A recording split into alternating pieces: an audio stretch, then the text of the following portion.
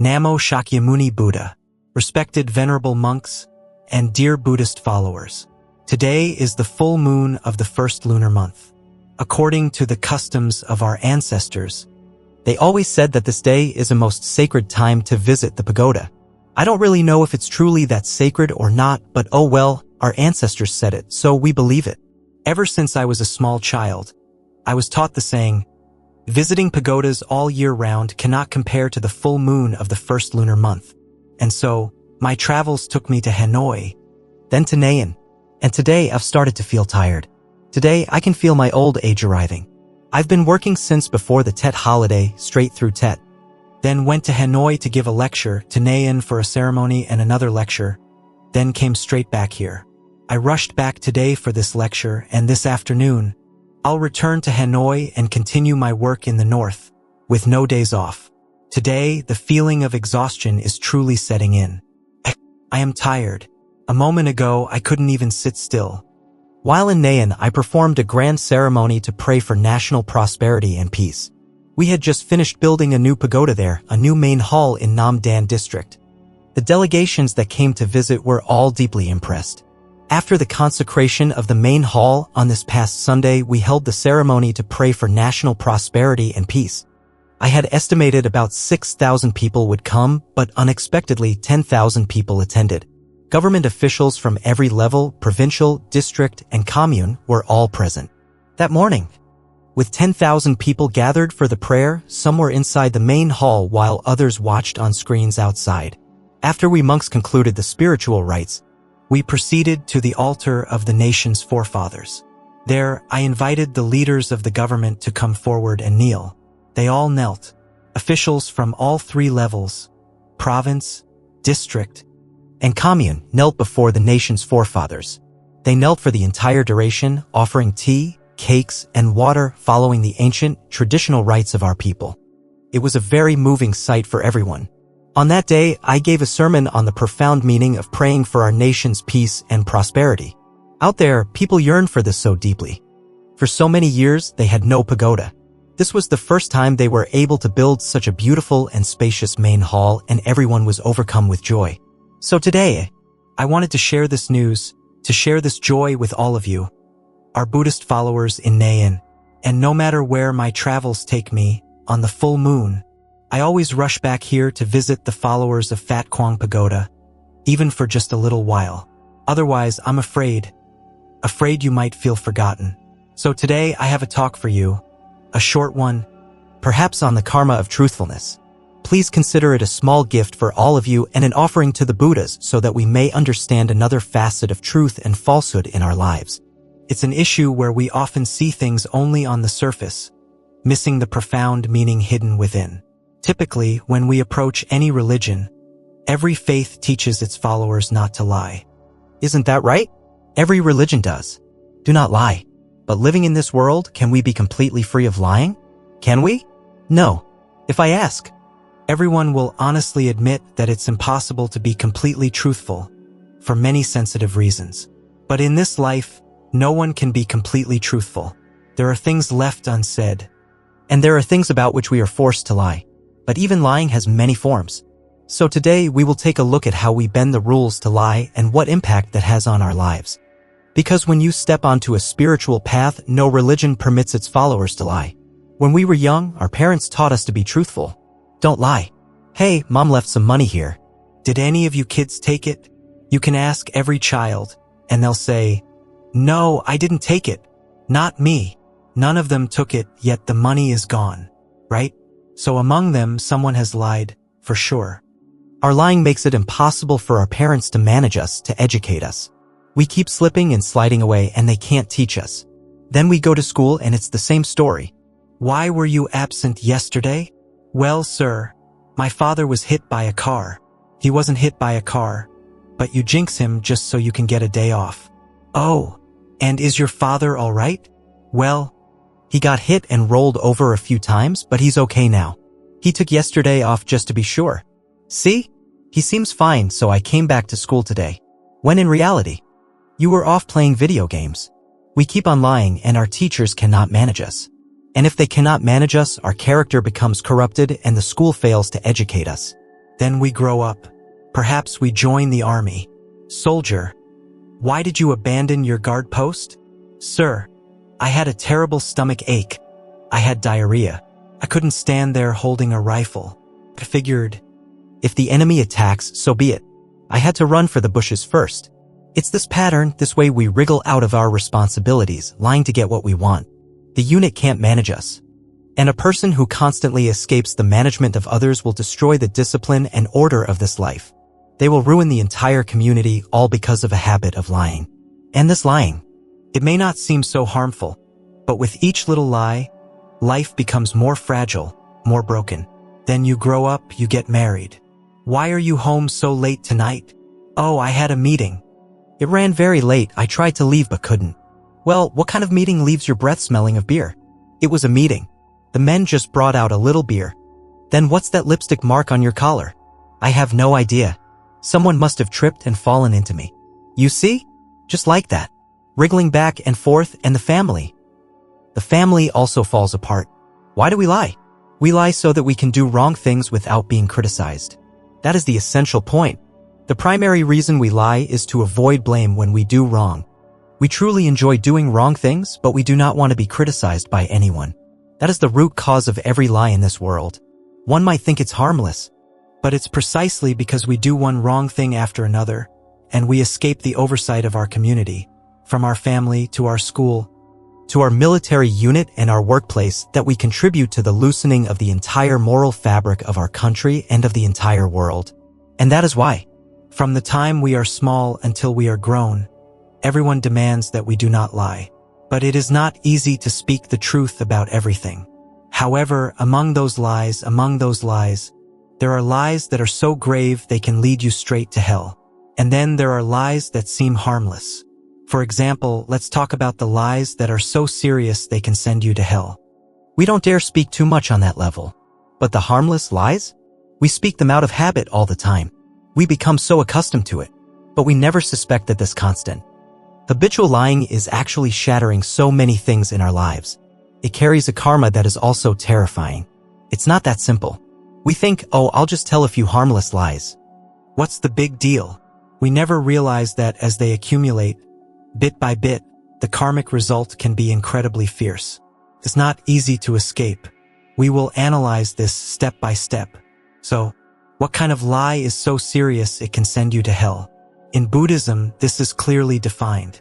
For example, when a person is newly ordained and takes the 10 precepts of a Samanera, a novice monk, the precept against lying, false speech isn't analyzed in great detail. It's simply, do not lie. This is so the new practitioner, especially a young one, can practice speaking truthfully. Just that. But when one becomes a bhikkhu at 20 years old, the age of an adult and official monastic, the precept against lying is no longer so simple. It is divided into two categories: minor lies and grave lies. And in Buddhism, the gravest lie is this. Listen very, very carefully. I need you to listen carefully, because sometimes we ourselves might commit this sin and end up in hell without knowing why. And many people do this. Many lay people commit the exact lie that the Buddha forbade for bhikkhus. But karma does not distinguish between a bhikkhu and a non-bhikkhu. If you commit this act, you go straight to hell. It doesn't matter if you are a bhikkhu or not. It is only when we study the precepts for a bhikkhu that we understand the true gravity of this act. Before that, we might think we can get away with it, but no. Merit and demerit are equal for all. Just as all citizens are equal before the laws of karma are the same for everyone. The most profoundly serious lie is this: to falsely claim that you have attained sainthood. In Buddhism, this lie sends you to hell. To lie by claiming you have attained sainthood. This means that in your mind you are fully conscious that you are not a saint. But for the sake of receiving the respect of others, you deliberately lie. Or perhaps an organization needs a saint as a figurehead to attract followers, and they instruct you to lie. To claim you have attained sainthood, and they promise to promote you. To do so is to violate the most serious precept in Buddhism. Anyone who violates this goes to hell. And in this very lifetime, they can suffer the karma of going insane, as they will be utterly despised by everyone. This precept is that serious. How can someone go insane and be despised in this very life? It is like this. If you constantly claim to be a god or a saint, when the merit you have built over countless lifetimes finally runs out, this person will begin to show signs of mental illness. They will speak nonsense, forget things from one moment to the next, tear their own clothes, and wander aimlessly. Then, whatever they excrete, they will pick it up and eat it. Remember that. That is the karmic result for those who lie about having attained sainthood, when they are fully conscious that they have not.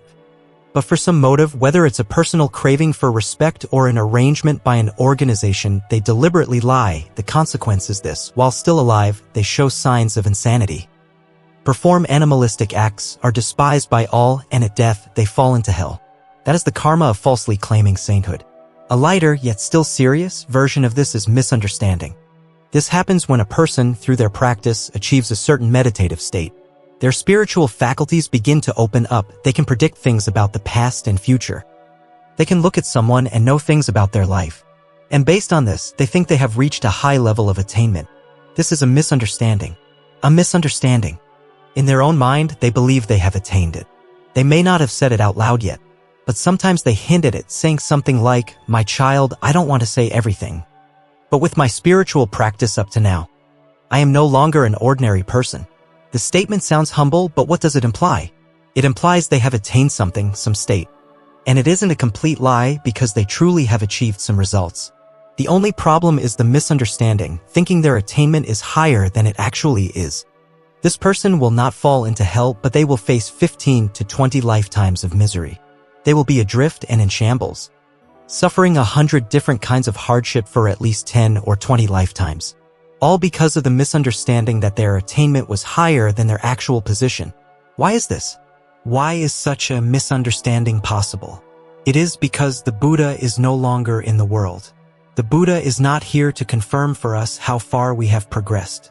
And this is the great misfortune for all beings living in an age without a Buddha. For example, we sit in meditation, and our mind becomes quiet, serene, and empty. We can sit for a very long time. Our mind feels free. We feel we no longer have ordinary attachments or aversions, no longer have normal greed or anger. Someone walks past, and in a flash, we understand their entire life, what they just did, what will happen to them next. When we reach that point, we might reflect on the teachings and think, at this level, I must be somewhere between a stream enterer and a non-returner. The moment you think that, your merit begins to collapse, bit by bit, until it's all gone. And you haven't even bragged about it yet. Not yet. If in that same state we could meet the Buddha and present our experience, saying, "World-honored one, I have cultivated to the state."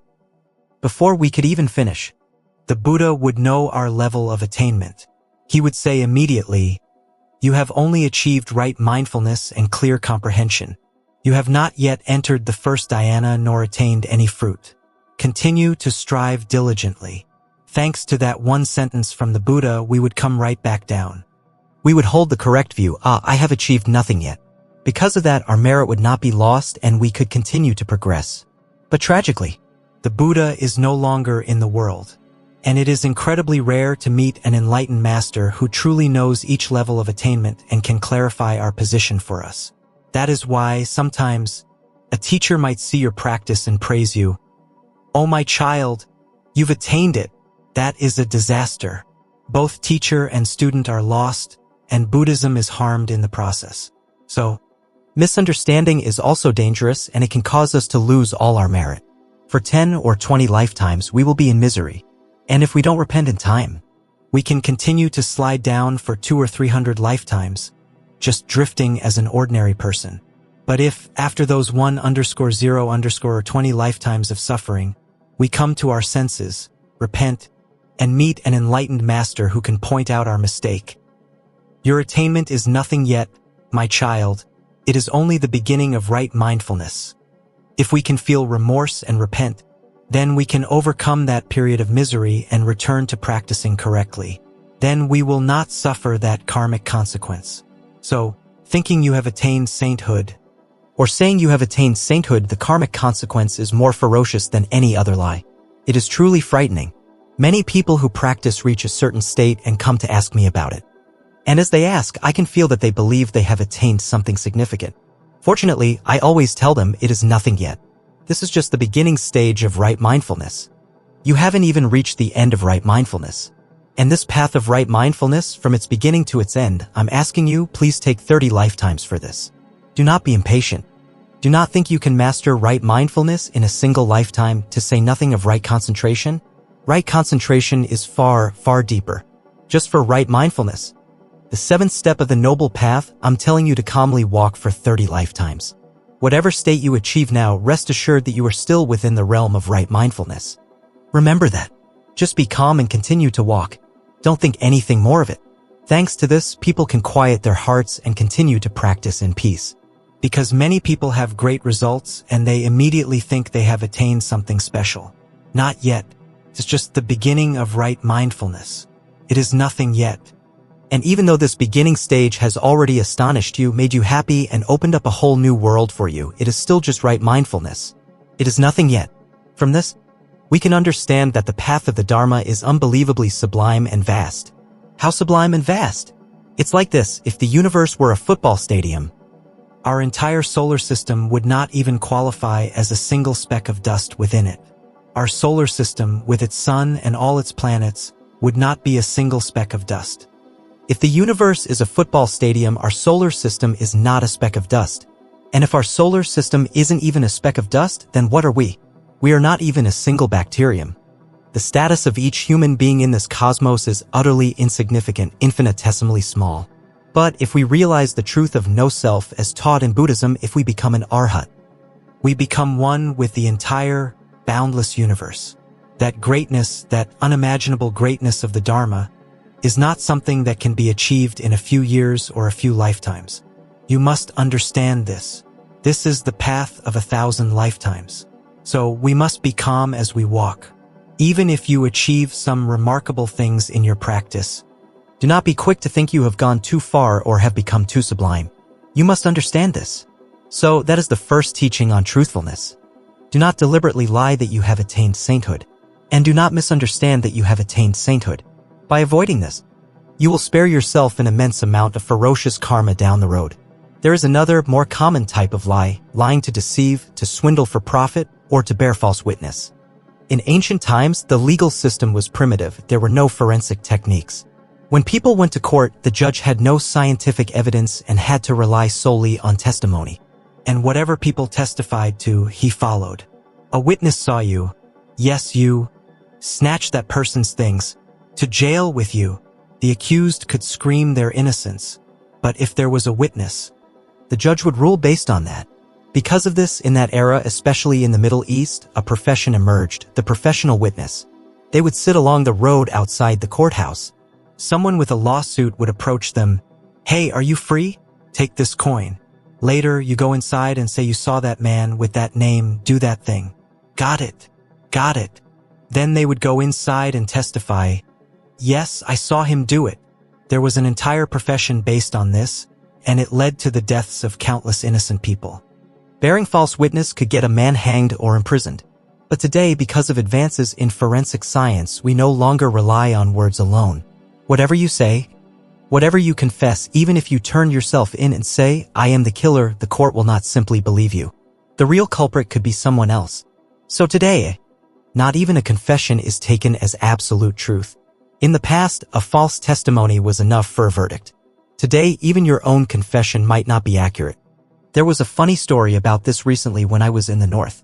A young woman from our Buddhist youth group was on an overnight bus with a senior group leader, a man. When she got back, she went to the man's wife and said, with a straight face, "When he sleeps with you, does he snore? Oh my goodness. Last night I slept with him, and he snored so loudly. What do you think when you hear a sentence like that? It sounds like she's confessing to sleeping with the woman's husband, doesn't it? But who would confess such a thing so bizarrely?" Hearing it, I had to laugh. The next day, as they were arranging the buses, the same girl said to a friend, again in front of the wife, "Oh good. It looks like I'll be sleeping with him again tonight." What does one make of that? It sounds like a clear confession, but the reality was nothing of the sort. They were all on an overnight bus from Hanoi to Nha Trang. The driver drove while everyone else slept in their seats, all together on the same bus. The man fell asleep and snored, keeping the young woman awake.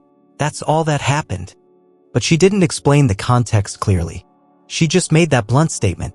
If you printed that sentence in a newspaper without context, it would lead to a conviction. But in reality, nothing happened. It just goes to show even a direct confession can be misleading. So that covers false witness. Then there is lying to swindle for profit. This is when you deliberately lie to gain an advantage in a business deal. The person who does this commits a sin. And this sin brings one very close to rebirth in the animal realm or in hell after death. Now, this is where it starts to hit close to home for many of us. Does that sentence make you feel a bit uncomfortable? It should. This is where many of us get into trouble. We deliberately lie to get more profit, and the karmic consequence begins to unfold. This is now a sin. So, what can we do to stop lying? There is only one way not to lie: do not do anything wrong. Right? To be able to not lie, you simply must not do anything wrong. That's it. So the simple instruction, "My child, don't lie," or the promise, "Mom, I promise I will never lie again," these sentences sound simple. But to give them true value requires a lifetime of vigilance.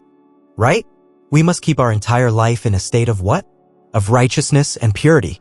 Then there's nothing to lie about. There's no need for cover-ups. If your entire life is lived in righteousness and purity, you have nothing to lie about. The Buddha said this: when a person lives a virtuous life and upholds the precepts, or at a higher level, attains the way, that person can enter any assembly with nothing to fear. That assembly might be a gathering of kings, of elder monks, or even an assembly of gods in the heavens. No matter how grand or powerful that assembly may be, you can enter it without fear. Why is that? Because your life is free from wrongdoing. The true value lies in not doing anything wrong. And the value also lies in having nothing to lie about, because you have done nothing deceitful or wrong. So, to achieve a state of not lying is extremely difficult. It is an arduous task that requires constant, careful vigilance. It is not that simple. Therefore, anyone who can truly say, "I do not lie," is a person whose life is already approaching that of a saint. It is not that simple. Setting aside all other virtues and precepts just on the merit of not lying alone, that person is already standing at the threshold of sainthood. Because to be able to not lie, one must live a life of extraordinary integrity. It is not easy at all. However, the Buddha's wisdom is such that he does not demand that we be absolutely truthful in all situations. You see, not lying does not mean that every single thing must be blurted out. Why? Because there are circumstances like these. First, to save the life of a person or an animal. The monastic code is very clear on this. Imagine you are sitting in your hut when a deer dashes past, pursued by a hunter. The hunter runs up to you and asks, "Monk, did you see which way the deer went?" At that moment, if you tell the truth, it went that way, he will chase it and kill it. You will have become an accomplice, right? And if he comes back and says, "Thanks for your help," and throws you a deer leg, what then? You cannot tell the truth. But you should not tell a direct lie either. In this situation, the ancient masters taught that a monk should be evasive. How does one answer evasively? You might say, "Something did run past just now. I heard the sound, but I was startled and didn't get a clear look. I don't know which way it went. I thought it was a tiger and jumped back inside my hut." Just be evasive so the hunter has no clear direction. If he happens to find the deer anyway, the fault is not yours. You have not become entangled in the karma of killing with him. Second, there are national secrets. You cannot speak the truth about these. If an enemy spy asks you, "Do you see soldiers on this road? Where are they stationed?" If you tell the truth, it is a disaster. It's tantamount to selling out your country. Therefore, when it comes to national secrets, you must carry them to your grave. Don't be a gossip. Human beings have this strange disease. When they know a secret, they are desperate to tell someone, to show off that they are in the know. In doing so, you could betray your entire nation. Only those with wisdom and virtue can keep a secret for others and for their country. Third, you must keep the private secrets of others. Through some circumstance, you may come to know something about a person's private life. If revealing it would damage their honor or destroy their happiness, you must remain silent. For example, a young woman is about to be married. Her fiancé asks her, "Before me, did you love anyone else?" She sees from his stern face that if she says yes, he might leave her. To protect her future, she says, "No, you are my first love." And he marries her. Now, you live next door and you know her past. You know she was once heartbroken over someone else, but now she has found a good man to marry. What do? You keep quiet. You protect her honor, her privacy, and her happiness. Don't be the one who sidles up to the husband and says, "Let me tell you about your wife." That would be destroying her life. If you happen to meet the husband and he asks, "You're my wife's neighbor? What was she like?" You should say, "She is a wonderful, gentle person." Say a good word for her. By doing so, you protect a life. So, you see, you don't speak the truth about everything, especially not when it comes to saving a life, national secrets, or the private matters of others. Don't be a fool and blurt out the truth. There are also things about yourself that you should not be completely truthful about. For instance, your wealth. If you have 10 billion in assets and someone asks, don't tell them the exact number. This isn't about lying, it's about being discreet. First, for your own safety. If you announce you have 10 billion in the safe, you might have some unwelcome visitors that night. It's a bother, right? So how should you answer? If someone asks how much money you have, you should say, "I have enough to buy rice every day. That's all." A potential robber will think, "This person has just enough for food," and will leave you alone. Second, it's about humility.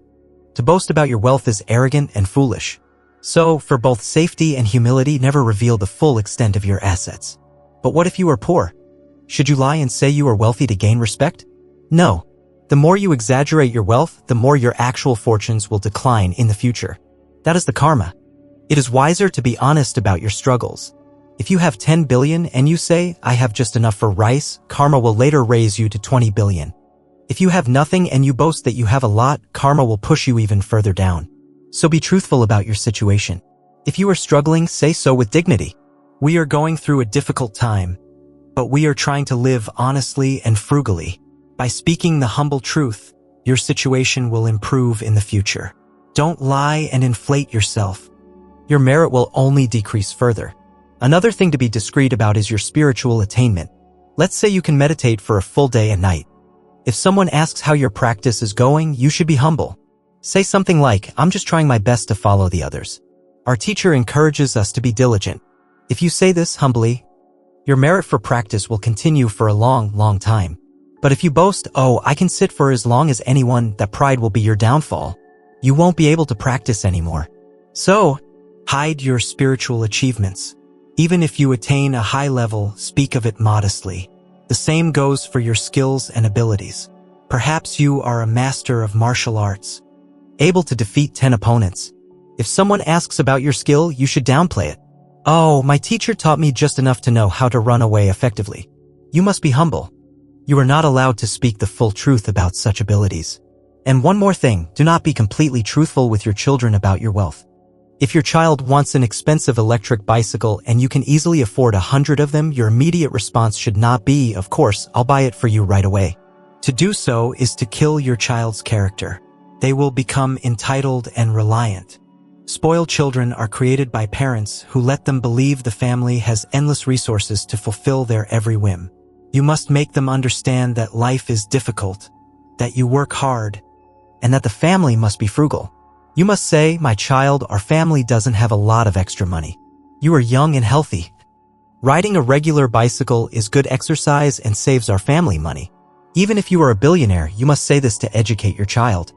Foolish parents are those who let their children know they are rich. The child will be spoiled in 30 seconds. It is the parent's fault, so you must conceal the full truth. Finally, there are trade secrets and professional knowledge. If you know the secret recipe for a family's famous steamed buns, you cannot share it with everyone. That is their intellectual property. To share it would be to destroy their livelihood. In a company, there are confidential methods for creating products. You cannot speak of them. This is about integrity and professional ethics. It is a form of truthfulness to protect the secrets entrusted to you. So, looking at all of us here, is there anyone who has never told a lie? Raise your hand, and I will place you on the altar myself. Why? Because every single one of us has lied to some extent, even if we consider ourselves very virtuous. What? Virtuous people lie? Yes, let me explain. All of us contain a deceptive element, even the most virtuous among us, even monks.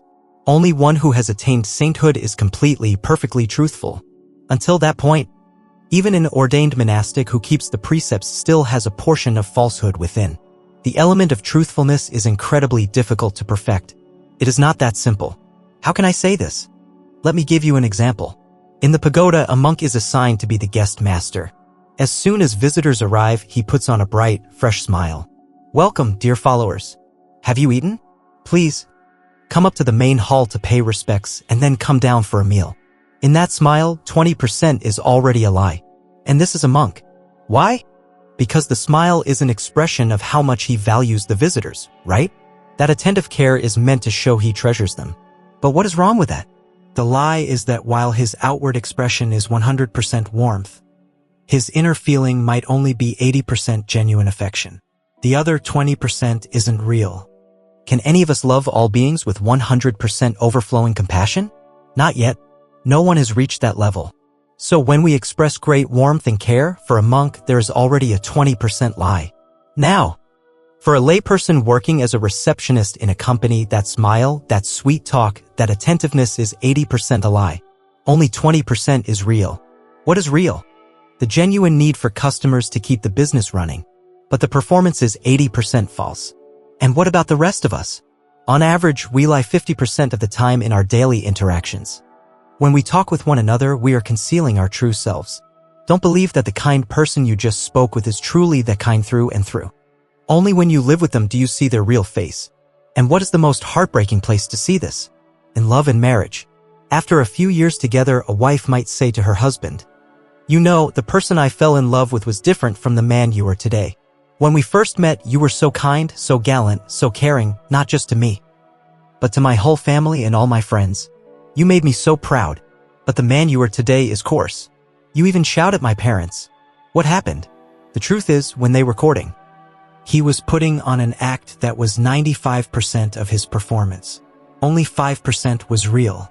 And the woman was doing the same. In our daily lives, whenever we are in front of others, we are driven by a motive. To prove that we are a good, decent person, right?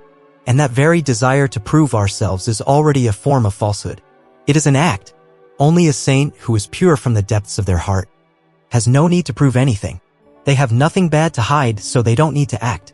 They are simply genuinely good. Only a saint is free from this theater we all perform for each other. The rest of us are all acting. And the most intense acting occurs in two arenas, money and love. In business, the sweet talk, the promises, it's all to close the deal.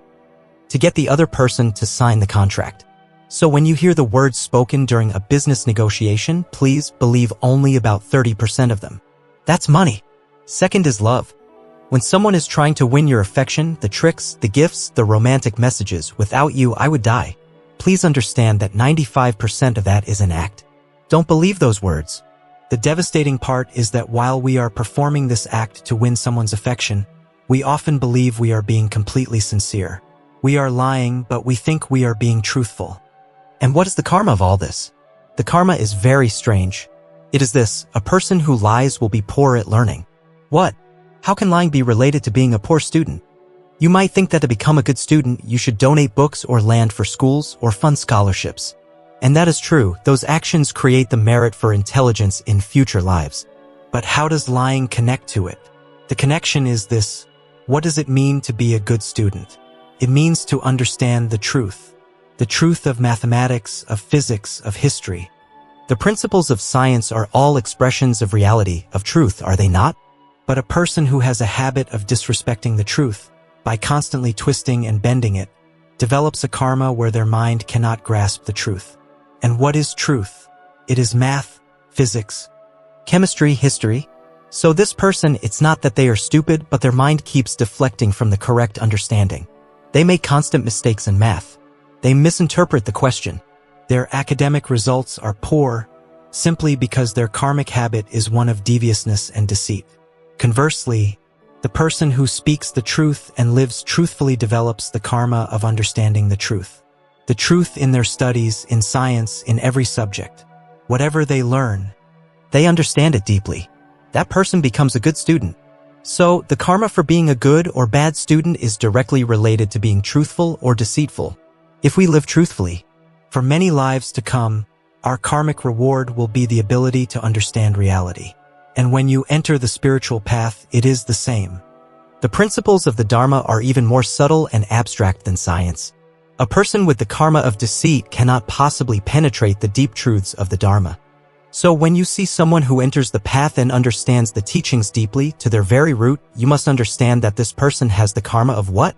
They have been truthful for many lifetimes. And so, in this life, they can grasp the profound depths of the Dharma. And when you understand the Dharma to its depths, that wisdom immediately transforms into strength. Remember this for me.